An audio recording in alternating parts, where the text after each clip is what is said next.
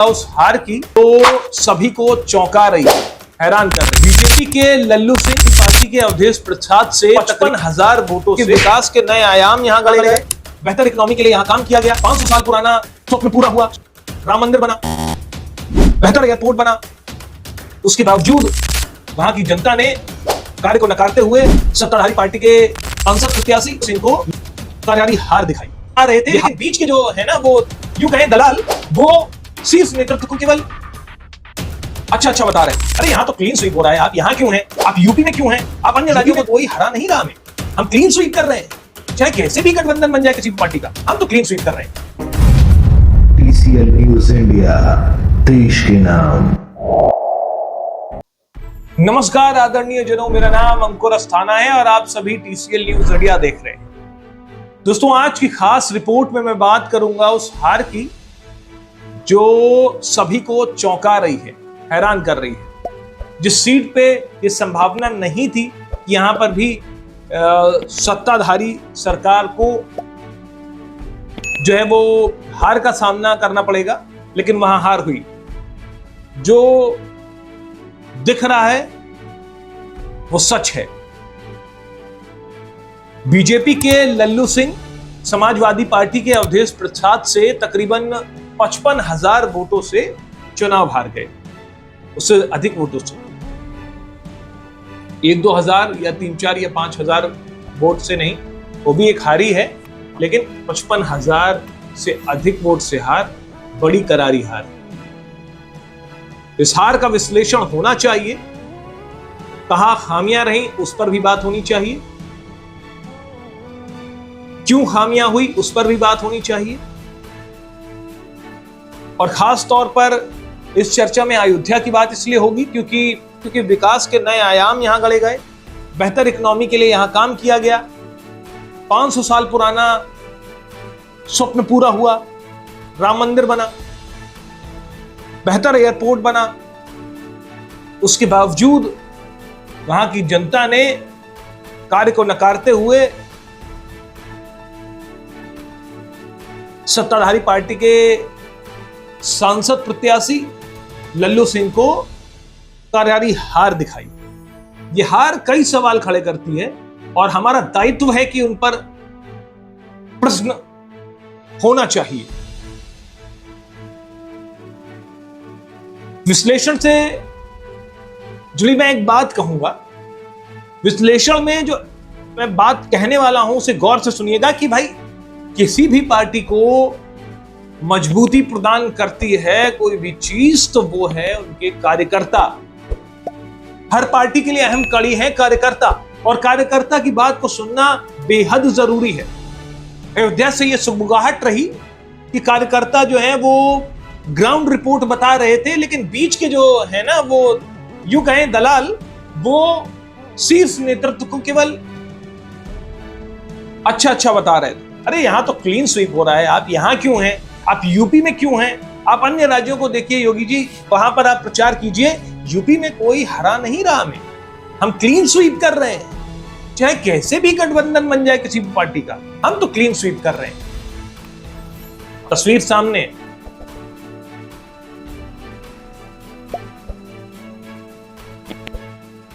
जिस यूपी के अंदर 2014-2019 में बीजेपी ने बढ़िया स्तर से सीटें निकाली, उसी यूपी में बीजेपी को तगड़ा झटका लग गया।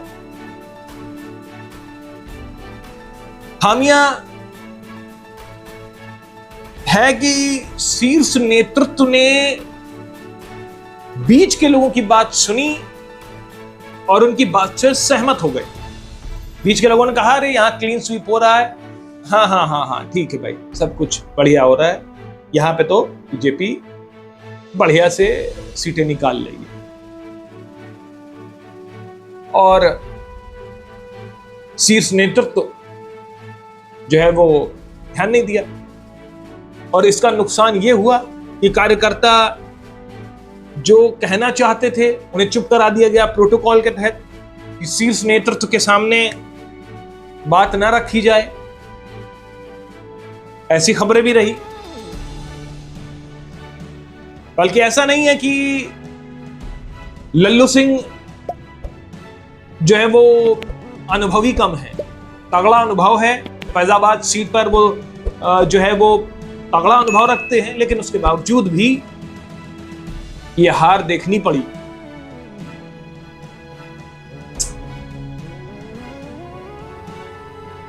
अब इस हार पर लोग कहेंगे कि वोट बट गया।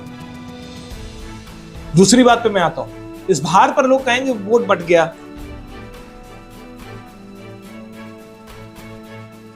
पिछड़ा दलित का वोट चला गया सपा में, और मुस्लिम वोट चला गया सपा में, कांग्रेस में, और यादव वोट चला गया अखिलेश में। ये तमाम चर्चाएं कहें, पर ये सारी की सारी बातें एक तरफ है। अगर वोट बट रहा था तो उस वक्त आप क्या कर रहे थे? क्या उस वक्त आपको नहीं पता था कि यहां पर जो खामियां हैं उसे सुधारा जाए? चुनाव से पहले आप कहां थे? चुनाव से पहले आपने इस पर विचार क्यों नहीं किया कि वोट बट रहा है? अगर आपको लगता था कि आपने कार्य किया है, आपको लग रहा था आपका कार्य बेहतर है, तो आपने उस कार्य को अमली जामा सही तरीके से क्यों नहीं पहनाया? क्यों नहीं अपनी बात जनता के बीच रखी? और रखी भी होगी तो बेहतर तरीके से शायद नहीं रखी, जिसका परिणाम सामने आ गया।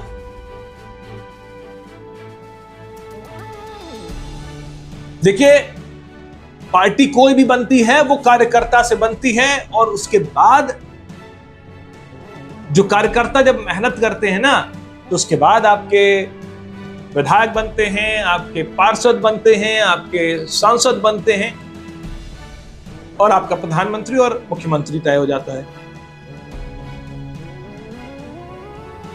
जब आपके कार्यकर्ता ग्राउंड पर तगड़ी मेहनत करते हैं और अपने काम को करते हैं, ग्राउंड की हकीकत बताते हैं, तो वो हकीकत जो वो बताते हैं उससे समझ आता है कि स्थिति क्या है। कार्यकर्ताओं ने बताया, भी कई मीडिया संस्थानों से खबर यह भी है कि कार्यकर्ता ग्राउंड की रियलिटी बता रहे थे, लेकिन बीच के जो लोग हैं उन्होंने उसको सुना नहीं, अनसुना कर दिया, और प्रोटोकॉल का हवाला देकर उन्हें चुप करा दिया, डरा दिया कि शीर्ष नेतृत्व के सामने ये बात नहीं रखनी है। और जब शीर्ष नेतृत्व के सामने ये बात नहीं रखनी है, तो फिर बस यही हुआ कि भाई तस्वीरें हमें देखने को मिली। योगी जी से भैया कहा गया, जब योगी जी पूछते थे कि भाई, हाँ भाई आपके क्षेत्र में कैसा काम चल रहा है? जी बढ़िया चल रहा है, बेहतर काम हो रहा है, सब कुछ बढ़िया हो रहा है, और सब कुछ बेहतर तरीके से हो रहा है। आप अन्य राज्यों की चिंता करें, यूपी में तो क्लीन स्वीप हो रहा है, आप अन्य राज्यों में प्रचार करें। इस तरह से शीर्ष नेतृत्व को ग्राफ के साथ चीजें बताई गई कि भाई ऐसे ऐसे हम लोग कार्य कर रहे हैं।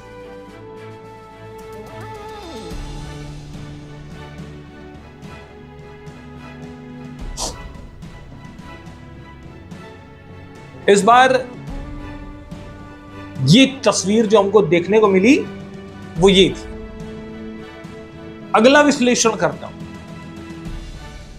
दोस्तों, सबसे बड़ी खामी जो है वो ये है कि इनकी पार्टी के चाहे कोई भी नेता हो, कोई भी विधायक हो, कोई भी सांसद हो, उनको ये रहता है कि भाई शीर्ष नेतृत्व के नाम पे चुनाव लड़ रहे हैं, मोदी योगी के चेहरे पर चुनाव लड़ रहे हैं, वो तो जीतेंगे ही। ये एक तरीके का वो हो जाता है कि हाँ भाई सीट तो निकलनी ही है, मोदी योगी काम कर रहे हैं, हम चाहे 5 साल दिखें या ना दिखें। उन्हें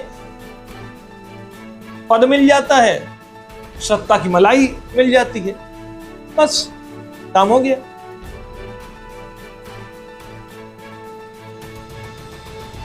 और अगला विश्लेषण करता हूं, इस बार शीर्ष नेतृत्व का उतना इंटरेस्ट यूपी में शायद नहीं दिखा, क्योंकि जिस तरह से हमने केंद्रीय गृह मंत्री अमित शाह जी को 2014 में, 2019 के चुनाव में देखा, वो शायद उनका इतना जो इंटरेस्ट था वो इस बार थोड़ा सा नहीं दिखा। यूपी में उनका थोड़ा सा इस बार मुझे लगता है कि शायद प्रचार के दौरान वो उतना नजर नहीं आए जितना वो 2019 में और 2014 के इलेक्शन में आए। तो कहीं ना कहीं उसका खामियाजा भी हमें देखने को मिला।